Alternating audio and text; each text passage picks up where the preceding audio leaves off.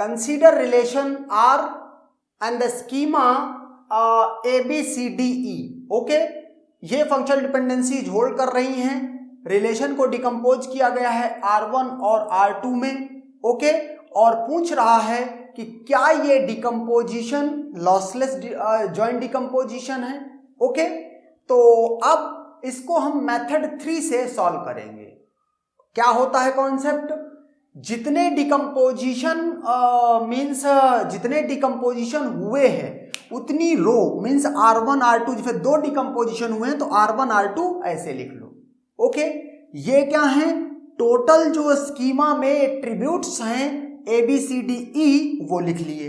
ये 2 dimensional matrix है, रो में 0 1 इंडेक्सिंग कर लो। ओके, इधर भी 0 1 2 3 4 ये कॉलम की भी इंडेक्सिंग कर लो। ओके, अब जो डिकम्पोजिशन में जो एट्रीब्यूट्स हैं, जैसे इसमें ABC है, इसमें CDE है, तो इनकी एंट्री फिल की जाएगी। ओके, R1 में एंट्री फिल कर रहा हूं।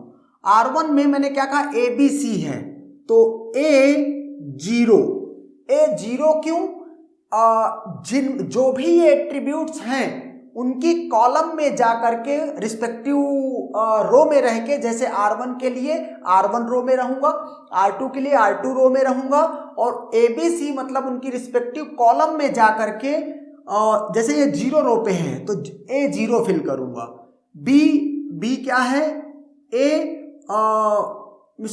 यहां पर ये कॉलम नंबर इसके हिसाब से पड़ेगा। जैसे A है एट्रीब्यूट कॉलम 0 पे तो A0, B कॉलम 1 पे है तो ये कॉलम 1 पे, C कॉलम 2 पे है तो ये कॉलम 2 पे। ओके, A2 फिल कर दिया जाएगा।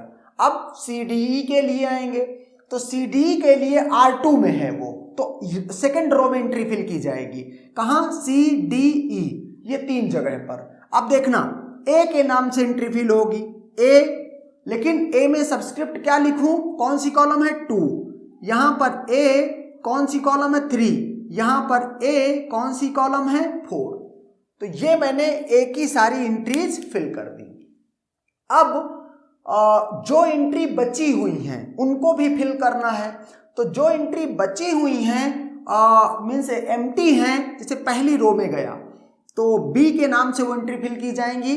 कौन सी रो है 0, कौन सा कॉलम है 3, B कौन सी रो है 0, कौन सी कॉलम है 4। ओके, यहां पे आओ, B कौन सी रो है 1, कौन सी कॉलम 0, B 1 और कौन सी कॉलम 1। ओके, सारी एंट्रीज फिल हो गई। ये था पहला स्टेप, इनिशियलाइजेशन इसको बोलते हैं मैट्रिक्स का। अब आप क्या करो, जितनी भी functional dependency alpha two beta हैं, ओके, इस मैट्रिक्स की कोई भी 2 रो पिक करो। ओके, और T1 alpha equal to T2 alpha check करो। अगर T1 alpha equal to T2 alpha है तो आपको फोर्स करना है कि T1 beta equal to T2 beta हो जाए। कैसे फोर्स करोगे, मीन्स T1 बीटा या T2 बीटा में से कोई एक एंट्री होगी, उसको दोनों जगह सेम करके रिप्लेस करा देंगे, पहले से दूसरी को या दूसरी को पहले से। अगर उसमें कोई एक ही एंट्री है तो रिप्लेस एक ही एंट्री से ही कराएंगे, अगर एक ही एंट्री नहीं है तो फिर B की कोई भी एंट्री से रिप्लेस करा दो, दोनों को बस सेम कर दो। ओके, और ये काम हम आइटरेटिवली करते हैं। जैसे अभी चेक करना स्टार्ट करेंगे उससे, तो ये आइटरेशन 1 स्टार्ट करेंगे। ये आइटरेशन तब तक करेंगे जब तक इसमें कोई अपडेट हो सकते हैं, या जैसे ही सारी एक रो में सारे A आ जाएंगे हम ये मीन्स आइटरेशन करना, अपडेट करना बंद कर दें। ओके, नहीं तो तब तक अपडेट करेंगे इस मैट्रिक्स को आइटरेटिवली जब तक अपडेशन पॉसिबल है। उसके बाद चेक करेंगे अगर एक रो में सारे A हैं इसका मतलब डिकम्पोजिशन, कोई किसी भी एक रो में सारे A हैं इसका मतलब डिकम्पोजिशन लॉसलेस है। ओके, तो स्टार्ट करते हैं। AB टू C पिक करते हैं तो T अल्फा क्या है, T1 अल्फा और T2 अल्फा, मीन्स यहां पर TAB। ओके, T1 AB और T2 AB। तो देखते हैं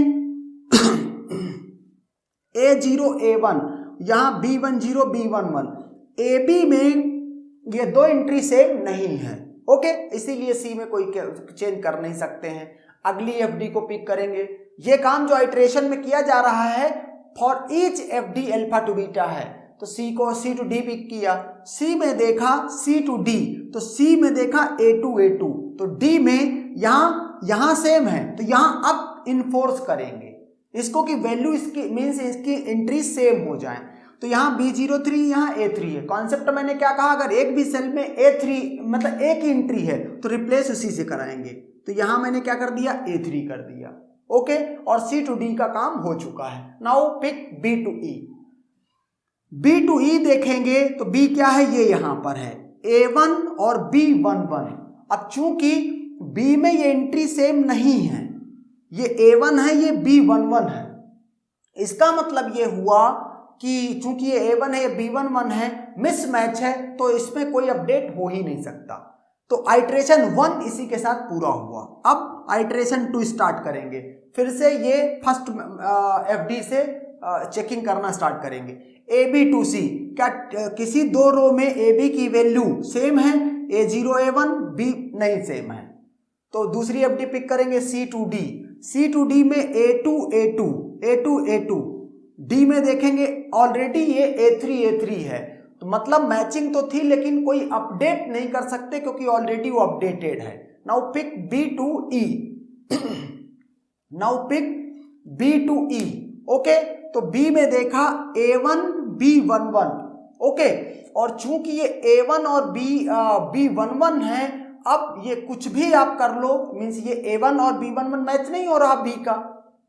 ओके, अब जब मैच नहीं हो रहा तो ई साइड में कोई चेंज नहीं हो सकता।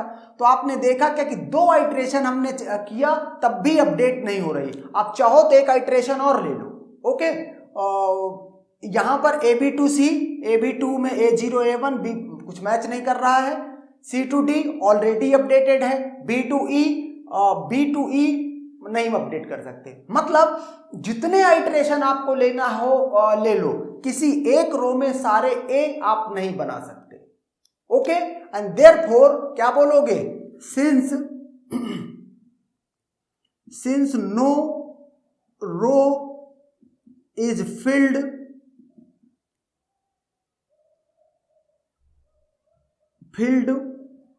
With all A's, so